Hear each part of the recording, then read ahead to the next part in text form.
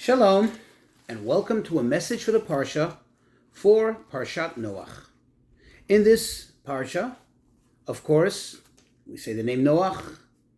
This is the story of the flood, when Hashem literally destroyed most of the world, all of humanity, and all of the living things, all of the plants, everything except for Noach and his family, and those few selected animals, a certain amount of each species, each breed, that were allowed into the Teva, into the Ark of Noach, with the purpose of being saved from the flood.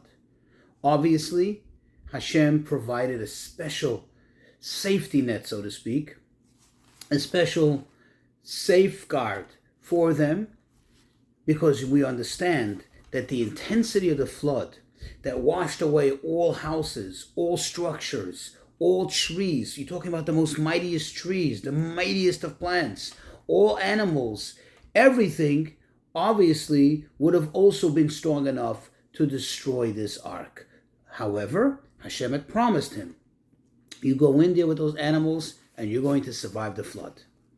Fast forward to after the flood, when finally they realize Noach has all the indications that the water has totally receded, and in fact the land is dry, and he's able now to go out of the ark.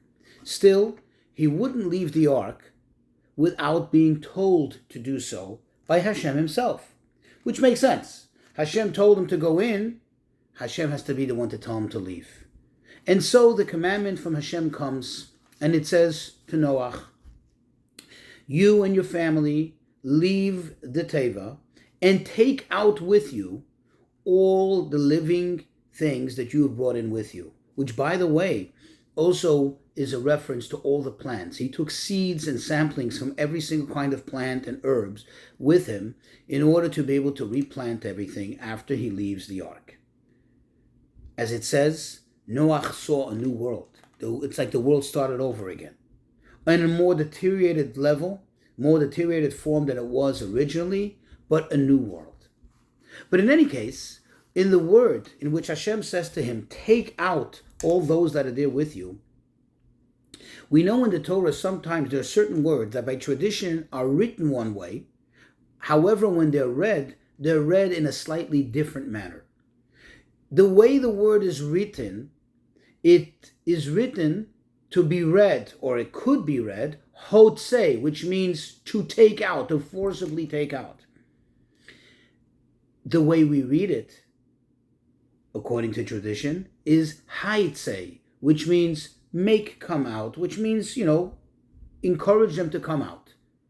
It's a big difference. There's a great contrast between Hotzei, which means to forcibly take someone out, literally grab somebody by the hand, pull them out, versus Haitzei, which means to get them to come out, which could be by means of cajoling, coercing, or just telling them, hey, listen, we got to leave. What is the difference? What is this hinting to? Well, the sages tell us, and Hashem said to Noach, that's what he was hinting to him, listen, not only make sure they get out, but make sure they get out, which means you see to it that each and every creature leaves that ark. That ark is going to become empty, back into the world. Are you going to, if you have to resort to means of force, then do so.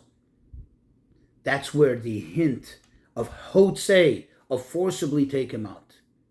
So this tells us that in fact, Hashem expected, and Hashem knew, that there were many creatures, including perhaps Noach himself, who really had no desire, had no interest in leaving this ark.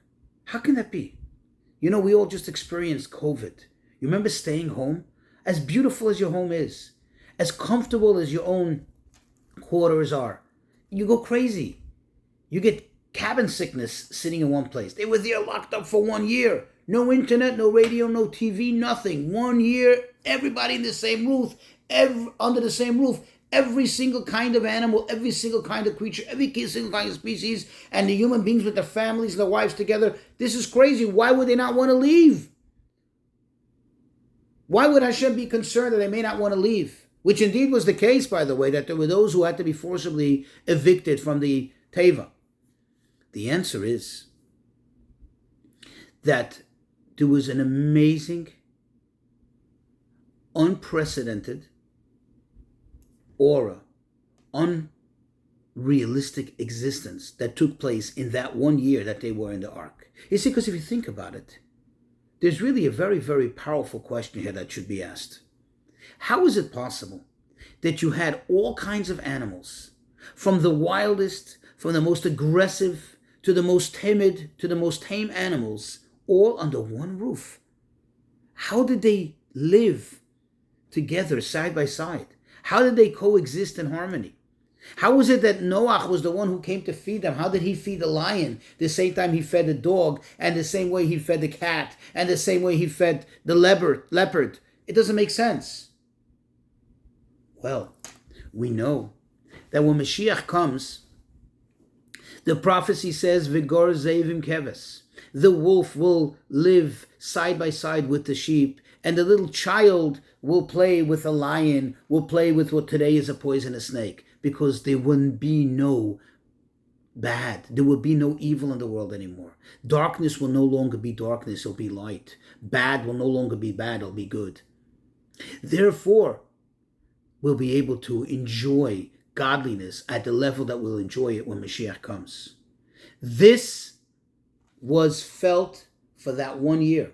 This experience, that utopian experience that will be when Mashiach comes, existed and prevailed in the Teva, in the Ark of Noach, for the entire year, the entire duration of the time that they were in there, from when Hashem closed the door to when Hashem told them to come out.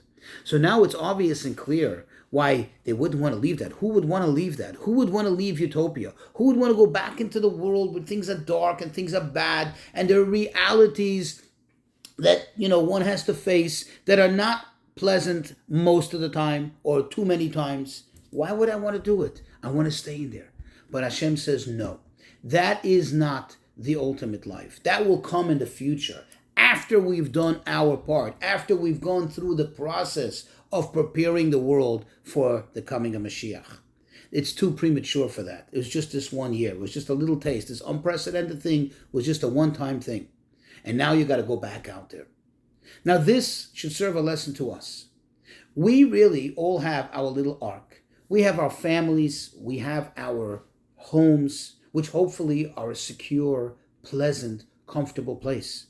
We need to work on it. Noah had to work on building the ark. It didn't just happen by itself. In order to get Hashem's blessing of that utopian aura, of that utopian existence, he first had to work. We need to invest our part in making our homes a perfect place. Say, for example, it comes the Shabbat. That is our little Ark of Noach. That is our little safety place, our little utopia away from the mabul, from the flood of problems of the entire week.